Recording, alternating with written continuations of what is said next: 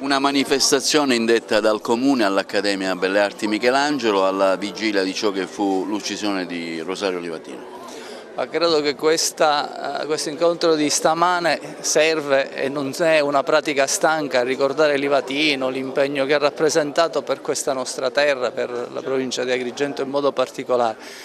Ma serve non per un ricordo stanco, serve per contestualizzare un impegno civile, contestualizzarlo agli anni che attraversiamo noi, profondamente diversi dal punto di vista anche del rapporto tra le istituzioni, dal punto di vista di ciò che ha rappresentato il potere politico in quel tempo e di quale connotazione diametralmente diversa abbia oggi, cioè una riflessione profonda sull'evoluzione dei rapporti non solo tra istituzioni ma soprattutto l'esempio di virtù civili, umane che ha rappresentato Livatino per tanti e che continua a essere assolutamente contemporaneo, attivo, diciamo, presente, ed è bene che occasioni come queste, ricorrenze come queste si possano utilizzare in maniera veramente fruttuosa.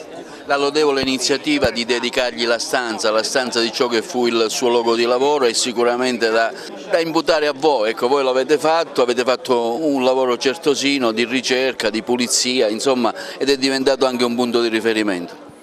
Questo devo dire grazie anche al Presidente del Tribunale, grazie ai magistrati, grazie al Presidente Cardinale, ai colleghi del tempo di Livatino, è servito senz'altro a creare questo posto della memoria dentro un palazzo municipale, dentro le istituzioni che non sempre si sono segnalati per atteggiamenti coerenti rispetto all'impegno civile.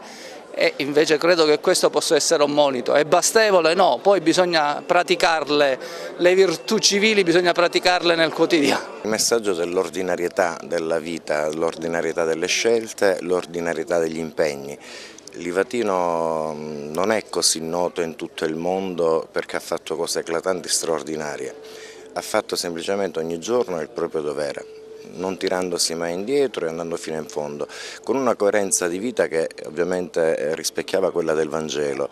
Per lui anche per come dire, gli impegni assunti nei confronti dello Stato e quindi della Costituzione, ma il tutto fatto in maniera molto semplice e ripeto ancora una volta, la straordinarietà di Livatino paradossalmente sta nella sua ordinarietà, nel suo essere una persona normale come tutte le altre,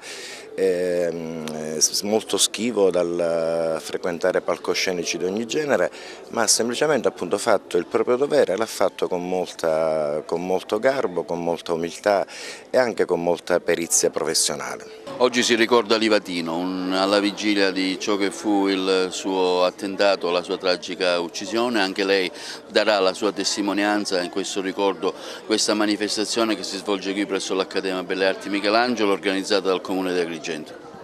Credo che sia obbligo di noi cittadini ricordare gli esempi positivi e indubbiamente Rosario Livatino costituisce un esempio brillantissimo di magistrato, di persona, di servitore dello Stato. La memoria purtroppo col passare degli anni va sempre a diminuire e allora sono importanti questi contributi perché servono per evitare che i magli del tempo facciano offuscare un'immagine che invece è un'immagine che deve risplendere. È un avvenimento importantissimo quello di oggi che ricorda Rosario Livatino. L'Accademia ha messo a disposizione questi locali, siamo stati un po' penalizzati dalla pioggia oggi, comunque abbiamo trovato una soluzione alternativa. È importante che l'Accademia sia aperta anche a queste attività, trovandosi poi al centro storico, proprio nel Palazzo dei Filippini, accanto al Palazzo Municipale. Spero che in futuro si possano fare attività culturali e specialmente di formazione, specialmente dei giovani. Questa è la missione e l'opera che deve svolgere l'Accademia di Belle Arti.